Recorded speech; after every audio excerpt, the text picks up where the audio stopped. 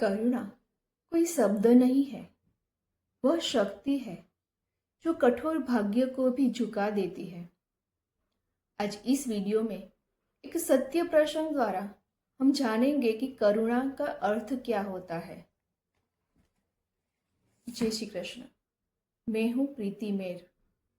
एक छोटा सा गांव, कच्चे रास्ते, मिट्टी के घर थे, जहां बीचों बीच एक पीपल का पेड़ था। वह पेड़ के नीचे हर रोज एक दिया जलता था और वह गांव में एक माँ रहती थी। उनका नाम था शारदा माँ।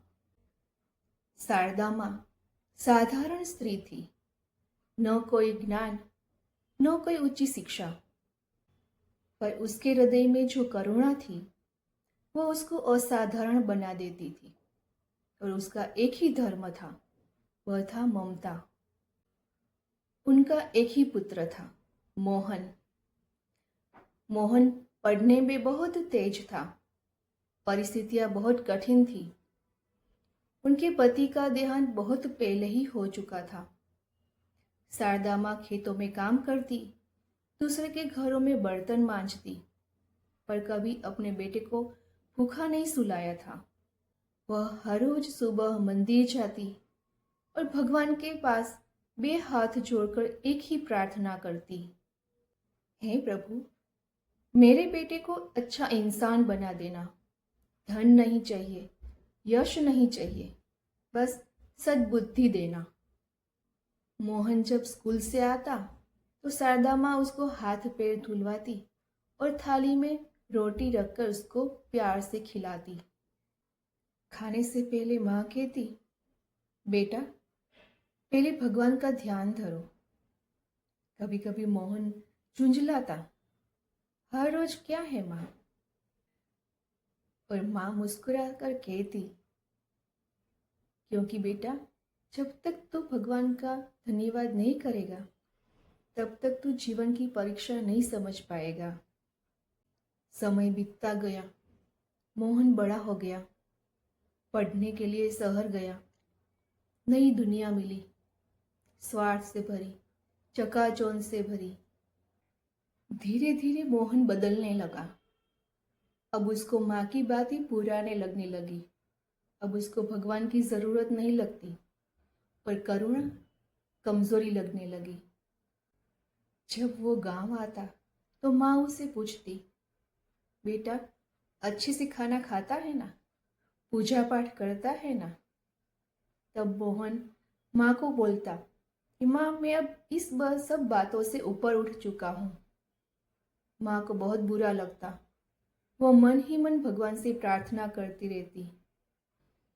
एक दिन मोहन ने माँ से कहा, माँ, अब मैं गांव नहीं लौटूंगा। अब मैं शहर में ही रहूंगा। यहाँ पर ही मेरा भविष्य है।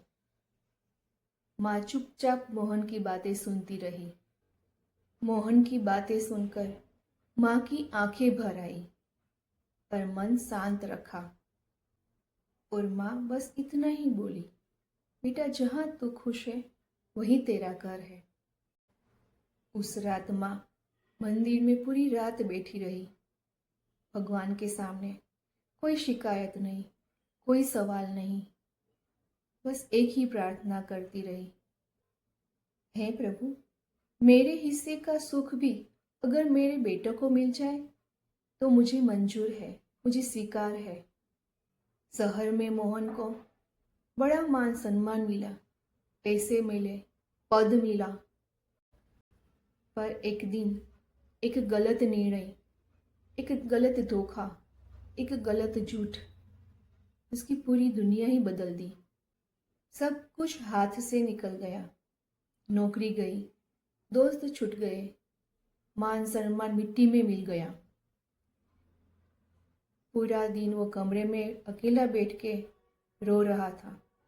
तभी उसको अपनी माँ की याद आई। उधर माँ को गांव में मैसेज मिला, तुम्हारा बेटा बिगड़ गया है। माँ ने सिर्फ इतना ही कहा, मेरा बेटा है, गलतियाँ कर सकता है पर वो गलत नहीं है। माँ ने अपने गहने बेच दिए, थोड़े से पैसे जो थे वह लेकर वह शहर चली गई और पहुंची मोहन के घर। मोहन ने दरवाजा खोला और माँ को देखकर फूट फूट कर रोने लगा। माँ ने अपने बेटे को पहली बार थका हुआ, टूटा हुआ महसूस किया। माँ ने मोहन के सिर पर हाथ रखा और कहा, बेटा, योग्य होना सफलता से नहीं, पश्चाताप से सिद्ध होता है। माँ ने मोहन से कुछ नहीं पूछा, ना ही ताना दिया, ना ही डांटा। बस अपनी करुणा भरी नजर से माँ ने बोला, बेटा, चल घर चल। जैसे तू बचपन में गिरता था और मैं तुझे उठाती थी, आज वैसे ही मैं तुझे उठाऊंगी। उस रात माँ ने शहर के मंदिर में दिया जलाया और भगवान से प्रार्थना की, हे प्रभु, आज मेरा बेटा टूटा है, सजा मुझे देना और उसको सच्ची राह दिखाना। मोहन को लगा किसी ने उसके भीतर के अंधेरे को ही हटा दिया हो। जब वो एक करुणा को कमजोरी समझता था, आज वही करुणा उसकी शक्ति बन गई थी। माँ के साथ वह गांव लौटा, वापस ईमानदारी से, धैर्य से नई दुनिया की शुरुआत की, नई जिंदगी की शुरुआत की। एक दिन मोहन ने माँ से पूछा, माँ, मैंने सब कुछ गलत किया, फिर भी आपने मुझे माफ क्यों कर दिया? और माँ मुस्कुराकर बोली, बेटा, भगवान न्याय करते हैं और माँ करुणा, और जहाँ करुणा होती है वहाँ भगवान मौन होकर भी साथ देते हैं। माँ की करुणा सबसे बड़ी शक्ति होती है। श्रीमद् भगवद गीता में श्री कृष्ण ने यही समझाया है, करुणा ही धर्म का आधार है। जहाँ करुणा होती है वहाँ धर्म होता है।